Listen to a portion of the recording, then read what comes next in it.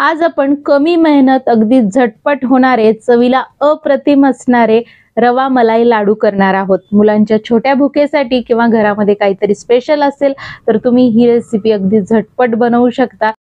तर फक्त अर्ध्या तासामध्ये हे लाडू खाण्यासाठी तयार होतात। अगदी सोपी पद्धत, अचूक प्रमाण इथे मी सांगितलं आहे। नवशिक्यांसाठी खास टिप्स सांगितलेले आहेत, तेव्हा व्हिडिओ शेवटपर्यंत नक्की बघा। चला तर मग रेसिपीला सुरुवात करूया। शुभांगी स्किल्स रेसिपीज मध्ये तुम्हा सर्वांचे खूप खूप स्वागत।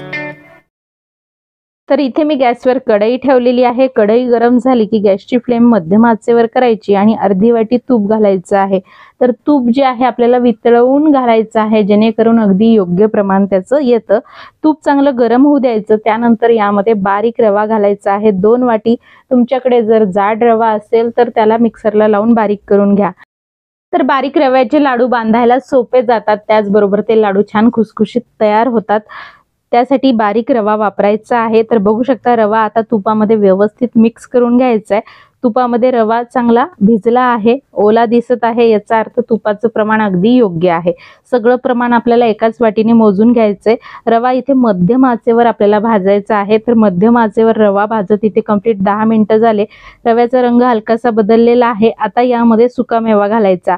1 टेबलस्पून किशमिश आणि 2 टेबलस्पून मी काजू बदामची बारीक तुकडे करून घेतलेले आहेत, ते घातलेले आहे। ही ऑप्शनल स्टेप आहे। सुकामेवा आवडत असेल तर घालू शकता, नाहीतर नाही घातला तरी चालेल। अशा पद्धतीने सुकामेवा रव्यासोबत छान भाजला जाईल आणि छान कुरकुरीत लागेल, त्यासाठी भाजून घेतला। साधारण 3 मिनिटं भाजून घेतला। इथं आता सुरुवातीपासून आपल्याला झालेले आहेत 13 मिनिट आणि बघू शकता रवा इथे मस्त रंगावर भाजून घेतलाय। जास्त डार्क रंगावर आपल्याला रवा भाजायचा नाहीये। मस्त रव्याचा घरामध्ये सुगंध सुटेपर्यंत रवा भाजायचा आहे। हलका हलका सुगंध यायला लागलेला आहे। कंप्लीट इथे 13 मिनिट झालेले आहे।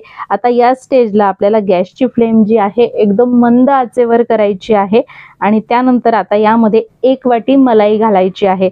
तर मलाई जी आहे ती ताजी असली पाहिजे, साधारण 1 दिवस आधीची चालेल, पण ताजी ताजी मलाई घातली की ते लाडू जास्त दिवस टिकतात आणि चवीलाही चांगले लागतात, त्यामुळे फ्रेशच मलाई वापरा। आता गॅसची फ्लेम मंद आचेवर करून ही मलाई जी आहे रव्यासोबत व्यवस्थित मिक्स करून घ्यायची आहे। तर इथे बघू शकता मी पातळ मलाई वापरलेली आहे, म्हणजेच मलाईमध्ये थोडंसं दूध देखील होतं आणि तिला मी घोटून घेतलं।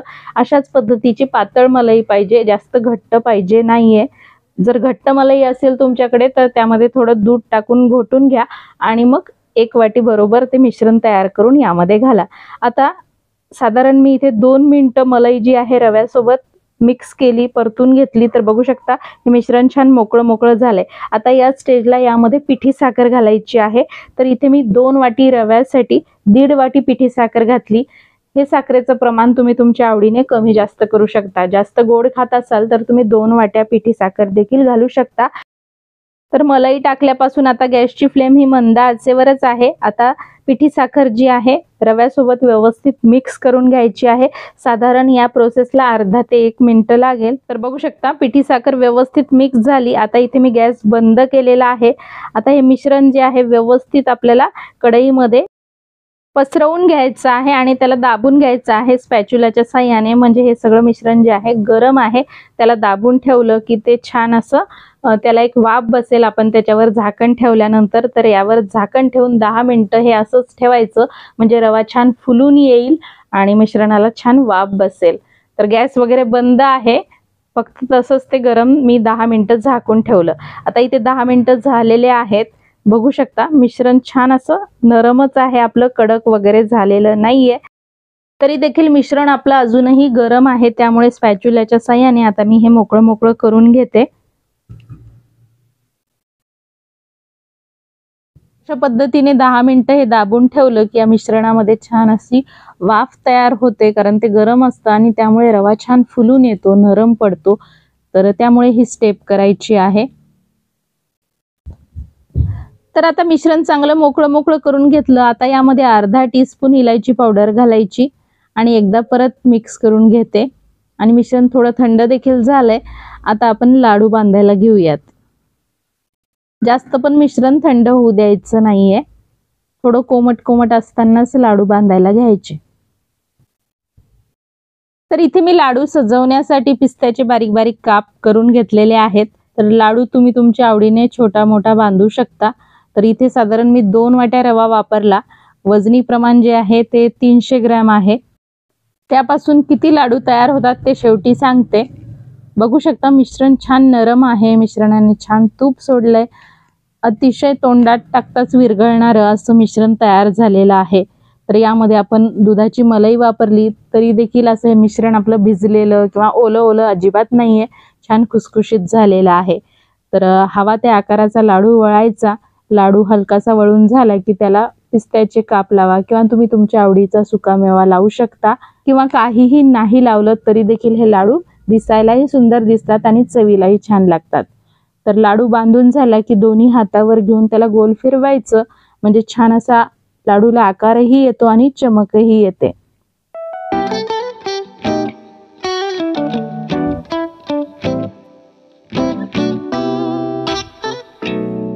तर बघू शकता मस्त सुंदर असा लाडू इथे तयार झालेला आहे।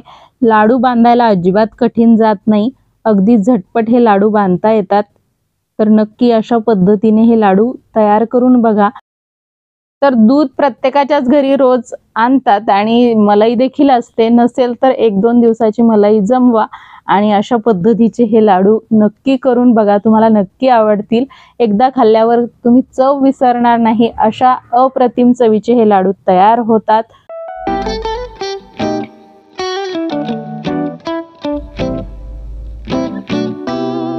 इलायची पावडर जी आहे लाडू मध्ये सगळ्यात शेवटी घालायची, म्हणजे तिचा सुगंध जास्त काळ टिकतो, ही एक महत्त्वाची टिप। तर अशाच पद्धतीने इथे मी सगळे लाडू बनवून घेतलेले आहेत। बघू शकता दिसायला जेवढे सुंदर दिसतात चवीलाही तेवढेच भारी आहेत। अगदी तोंडात टाकताच विरघळणारे मस्त खुसखुशीत असे रवा मलाई लाडू इथे तयार झाले। तर कशी वाटली तुम्हाला आजची माझी रेसिपी हे कमेंटद्वारे नक्की कळवा। तर मी सांगितलेल्या प्रमाणामध्ये इथे माझे 13 लाडू तयार झाले। तुम्ही जर छोट्या आकाराचे केले तर तुमचे जास्त लाडू यापेक्षा तयार होतील, मी थोडे मोठे मोठे केलेले आहेत। तर हे लाडू थंडीच्या दिवसामध्ये 4 ते 5 दिवस टिकतात आणि उन्हाळ्यामध्ये 2 ते 3 दिवस टिकतात। तर आता बघूया नवशिक्यांसाठी काही महत्त्वाच्या टिप। तर रव्याचे लाडू करताना रवा जो आहे मध्यम आचेवर इथे आपल्याला सारखा परतत भाजत राहायचा आहे, जेणेकरून तो खाली लागला नाही पाहिजे। रवा जर खाली लागला तर लाडूची चव बिघडते, त्यामुळे एकसारखा परतत राहायचा।